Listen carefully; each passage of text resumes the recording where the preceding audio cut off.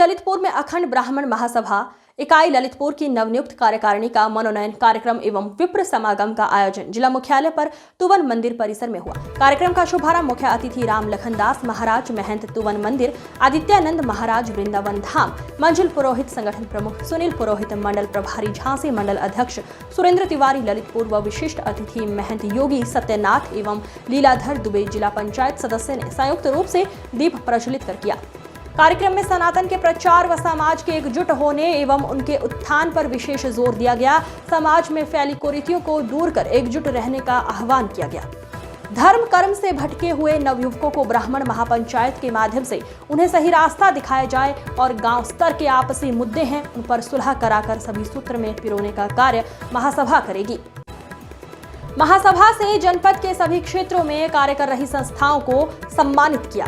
इस दौरान विशिष्ट अतिथियों में प्रेस क्लब अध्यक्ष राजीव बबेले सप्पू, प्रदीप रिछारिया, पत्रकार आलोक चतुर्वेदी, धर्मेंद्र पाठक, आशीष चौबे, मनीष तिवारी, आशीष रावत बानपुर, अजय नायक, अनुपम चौबे, सोनू चौबे, महिला प्रकोष्ठ रितु सहित हजारों विप्र बंधु उपस्थित रहे। कार्यक्रम की अध्यक्षता महासभा के जिलाध्यक्ष सुरेंद्र तिवारी सिंधवाहा ने की। संगठन प्रमुख मंजुल पुरोहित ने मंडल प्रभारी सुनील पुरोहित को महासभा के बुंदेलखंड के अध्यक्ष मनोनीत कर नई जिम्मेदारी सौंपी। कार्यक्रम के अंत में जिला प्रवक्ता गोपाल दुबे ने सभी अतिथियों का आभार व्यक्त किया और कार्यक्रम का समापन किया। ललितपुर से प्रदीप रिछारिया की रिपोर्ट।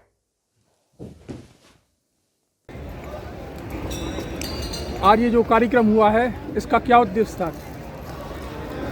ये अखंड ब्राह्मण महासभा का कार्यक्रम जो झांसी से पधारे हुए हमारे अखिल भारतीय ब्राह्मण महासभा के प्रमुख भाई मंजुल पुरोहित जी के नेतृत्व में और सुनील पुरोहित जी के नेतृत्व में ये कार्यक्रम आयोजित किया गया। इसमें जिले के समस्त ब्राह्मण समाज को एकजुट करने के लिए जो आज विखंडित और बेइज्जत समाज जिनको हम लोग आज महसूस कर रहे हैं, आज हम लोगों को जरूरत पड़ी, आज लगा कि उन सबको एक करने के लिए हमें कुछ करना चाहिए। तो समाज को एक करने के लिए बेहद समागम ब्राह्मण समाज का समागम का एक कार्यक्रम था, उसमें सभी लोग एकत्रित हुए। दुबे जी, एक कटु सवाल है कि ललितपुर जनपद में पहले से ब्राह्मण महामंडल के 5 संगठन चल रहे हैं, तो ये 6वां संगठन बनाने की क्या ऐसी आवश्यकता पड़ी कि ये अपन को 6वां संगठन बनाना पड़ा? पहला क्वेश्चन। दूसरा ये है कि मोहन भागवत ने कहा है कि परशुराम जी बड़ई की संतान है, इस बारे में क्या? दोनों सवालों का जवाब आपसे चाहिए जनता। देखिए, जैसा आपने कहा तिवारी जी, हम आपको बता दें कि जो संगठन पहले से काम कर रहे हैं उसमें से एक संगठन पूरे उत्तर प्रदेश का प्रदेश अध्यक्ष मैं भी हूँ। आज संगठन महत्वपूर्ण नहीं है, जो भी कार्य समाज में करेगा, जो मैदान में आएगा, जो समाज को एकजुट करेगा, उसके साथ सभी लोग खड़े हुए हैं। अब संगठन महत्वपूर्ण नहीं है, अब समाज महत्वपूर्ण है। समाज को जहाँ भी हमारी जरूरत पड़ेगी, किसी संगठन की अगला जो कार्यक्रम होगा उसमें आपको सभी समाज के प्रमुख नेतागण हैं, अध्यक्षगण सब आपको एक साथ दिखाई देंगे। अब समाज पूरी तरह एक हो गया है। आज की जो जरूरत है उसको ब्राह्मण लोग, अगर ये संगठन काम करेगा तो पिछले 5 संगठन क्या करेंगे फिर? अगर वो काम नहीं कर रहे हैं तो घर बैठ रहे हैं, तो उनको भी हम आमंत्रित करेंगे, उनको बुलाएंगे, उनको जगाएंगे, उनको भी हम एक साथ खड़ा करेंगे। हम उनको अलग नहीं छोड़ेंगे। उनको हम एक साथ सारे संगठन, ब्राह्मण समाज मतलब सारे संगठन, हम समाज के लिए लड़ रहे हैं, हम ना कि संगठन के लिए। दूसरा एक महत्वपूर्ण क्वेश्चन ये है कि हर जगह अपने यहाँ जनपद में भी या अन्य जगह ब्राह्मण जो है SC ST में सॉफ्ट टारगेट रहते हैं। कभी भी किसी से कोई लड़ाई झगड़ा हुआ, कुछ हुआ, उसके ऊपर SC ST लगा दिया जाता है। आपका संगठन इस उद्देश्य को लेके मतलब कहाँ तक आगे बढ़े, कहाँ तक ऐसे लोगों का साथ? अभी आपने लोकसभा में सुना होगा, सांसद रवि किशन जी ने ये मुद्दा उठाया था लोकसभा में कि निश्चित रूप से ये महत्वपूर्ण बात है कि ब्राह्मण चूंकि एक लड़ाकू कौम नहीं है, ये बुद्धिजीवी विप्र समाज कभी लड़ता नहीं है।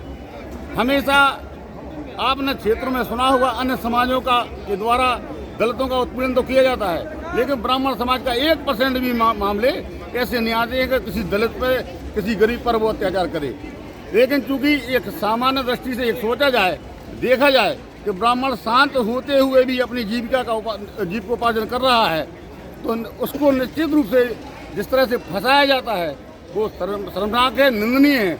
और जो सांसद रवि किशन जी ने बात की, हमारा संगठन उनके साथ तत्पर बिल्कुल साथ खड़ा हुआ है और इस बात को हम लोग भी अपने प्रयासों से विधायकों के माध्यम से, सजातीय सांसदों के माध्यम से विधानसभा और लोकसभा में उठाने का कार्य करेंगे कि ये अगर कोई झूठा केस कोई भी दलित, SC या ST किसी भी ब्राह्मण समाज के व्यक्ति पर लिखवाता है तो उसके विरुद्ध कानूनी कार्रवाई करने के लिए हमारा संगठन भी पूरा प्रयास करेगा।